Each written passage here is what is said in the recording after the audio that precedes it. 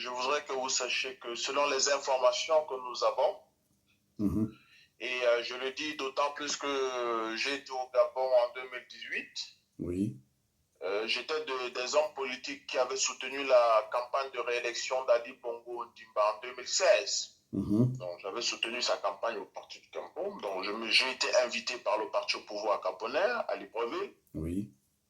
Et les informations que nous avons eues, que ce soit des cadres du Parti démocratique gabonais, que ce soit des services de sécurité gabonais, c'est qu'il y avait une forte présence des services de renseignement du Royaume du Maroc.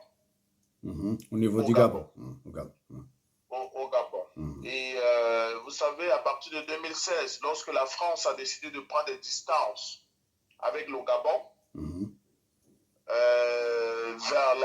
le premier pays vers lequel M. Ali Bongo Ondimba s'est tourné, c'est le Royaume du Maroc et son ami, le roi Mohamed VI. Alors, n'oubliez pas qu'il y a des choses qui se chuchotent au Maroc. C'est pas moi, au Gabon, c'est pas moi qui le dis. Ça se dit parfois au Gabon, ils sont des très bons amis. Certains Gabonais vont même, à tort ou à raison, accuser que M. Nourindine Bongo serait le fils de Mohamed VI et non le fils de M. Ali Bongo. Mais bon, nous notons qu'il porte bien le nom de son père, Bongo, mais c'est ce que la presse gabonaise parfois, et les Gabonais ont eu à dire. Il est évident qu'il y a des services secrets du Royaume du Maroc au Gabon. Il est évident que le roi du Maroc, sous plusieurs formes, financièrement, économiquement, financièrement et militairement, tout au moins par le renseignement militaire, a eu à soutenir le Gabon.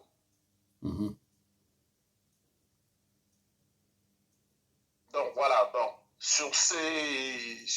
à ce niveau-là, on peut dire avec assurance que oui, il est établi que le Maroc, les services secrets marocains, le Royaume du Maroc a soutenu, non seulement présent au Gabon, mais a soutenu le régime d'Ali Bongo Ondimba. C'est sûr de tout le monde.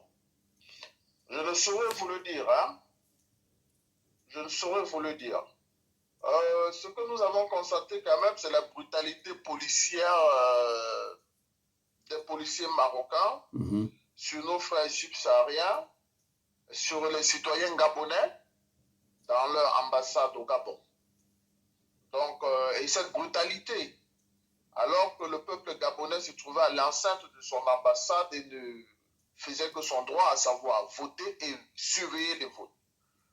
L'ambassadeur nommé par Ali Bongo a fait appel à la police marocaine qui a usé de la violence sur les citoyens gabonais dans leur propre ambassade.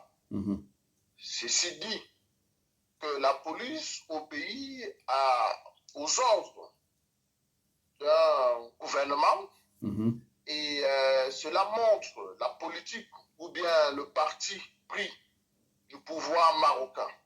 Sinon, si le Maroc voulait observer une neutralité, bien que la police, à la demande de l'ambassade du Gabon, s'y est rendue, la police marocaine devait recevoir des instructions de ne pas agresser, de ne pas affronter, d'être passif.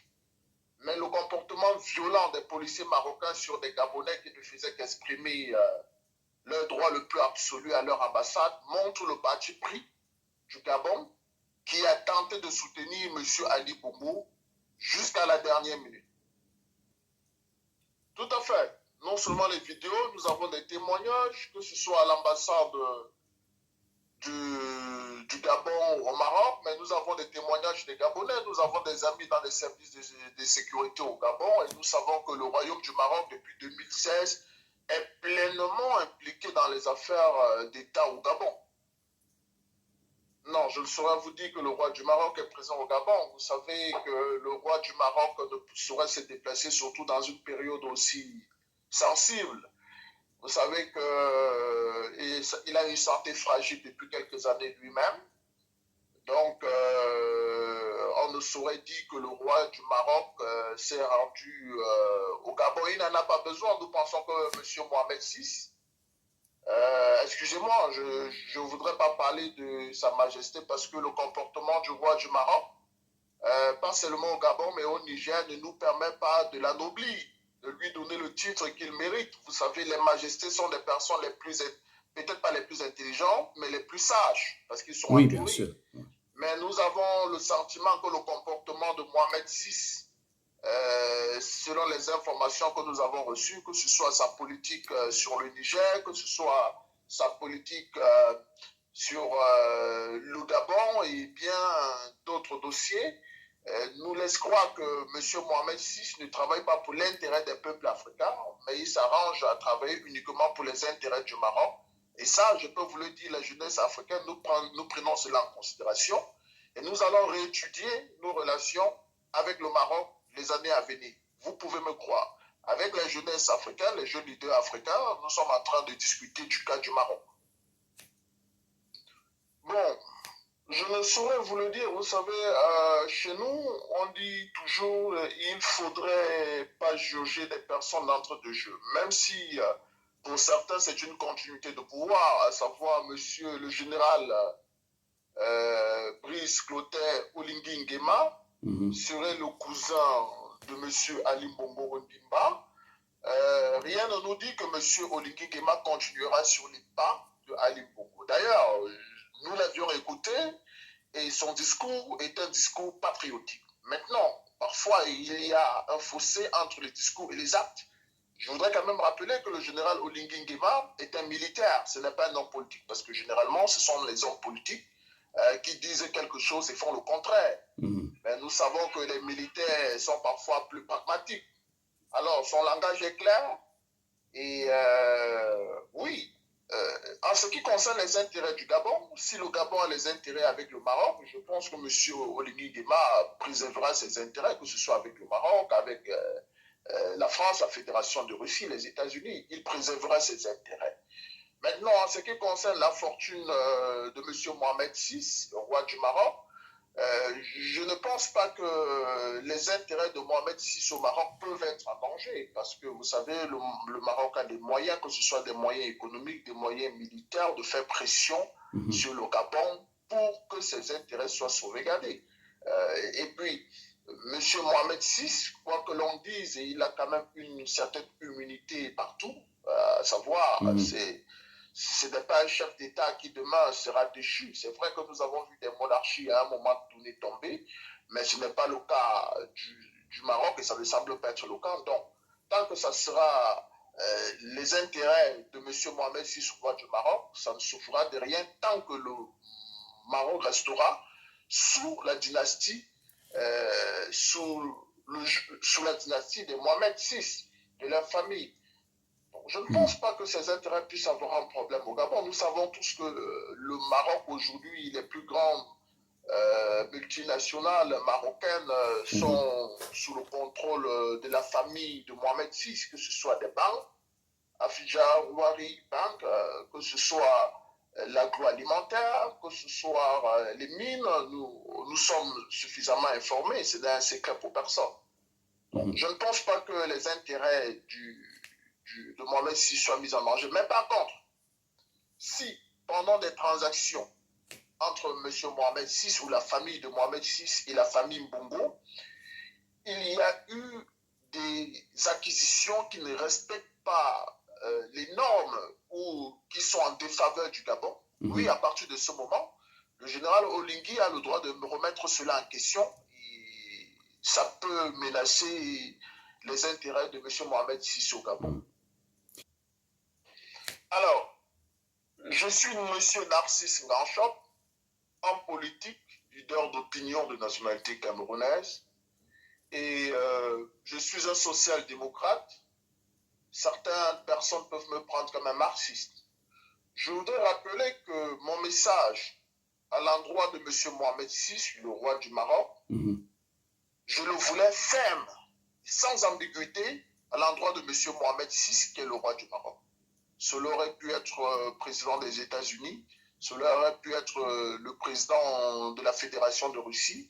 Il est important que ceux qui dirigent le monde et qui s'amusent avec les intérêts des peuples africains sachent que la jeunesse d'aujourd'hui aura un langage ferme et posera des actes si jamais nous sommes poussés à poser des actes.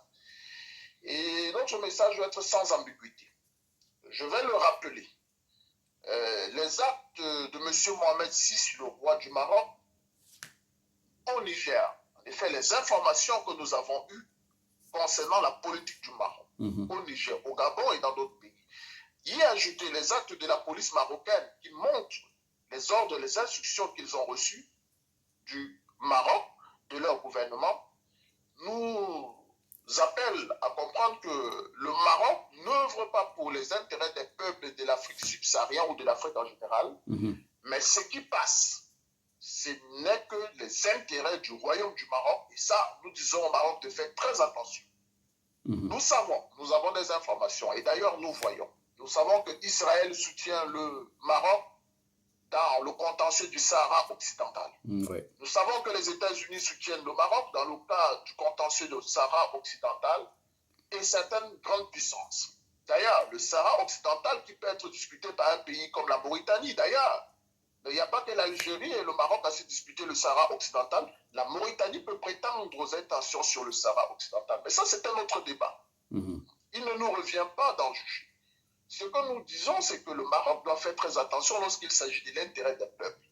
Parce que nous ne pouvions pas comprendre que des informations nous reviennent. Et d'ailleurs, le silence du Maroc sur le conflit au Niger ou sur la volonté des puissances étrangères avec certains va-t-en-guerre de la CEDEAO, le fait qu'il veuille attaquer le Niger et que le Maroc reste silencieux.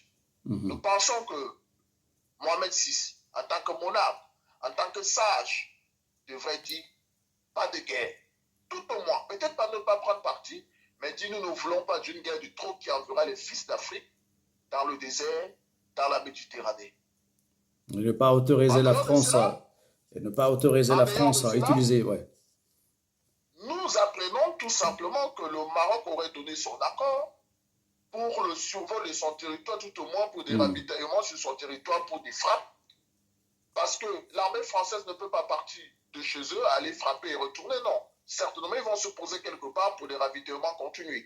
Alors, lorsque nous apprenons cela, en plus des informations que nous avons, nous disons à M. Mohamed VI qu'il fasse très attention. Et lorsque nous nous adressons à M. Mohamed VI, nous ne nous adressons pas au peuple marocain. Et maintenant, si nos frères marocains, marocaines qui nous écoutent, le fait que nous puissions mettre M. Mohamed VI en garde, prennent cela comme une provocation pour eux, tant mieux. Nous sommes décidés à défendre les intérêts des peuples africains et de l'Afrique subsaharienne parce que nous savons que dans l'histoire de l'Afrique, ce sont les peuples de l'Afrique subsaharienne qui ont tant souffert de l'esclavage, de la colonisation, de la néocolonisation et de toute domination, de tout genre.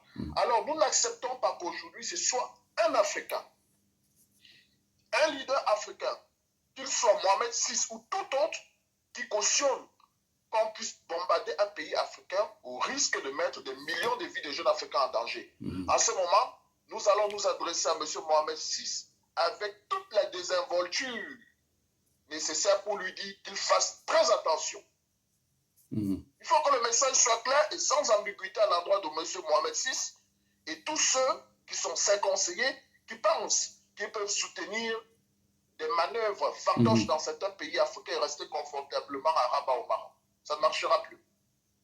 Nous vous remercions, je vous remercie de m'avoir accordé cet entretien et d'avoir accordé du temps à mon humble personne.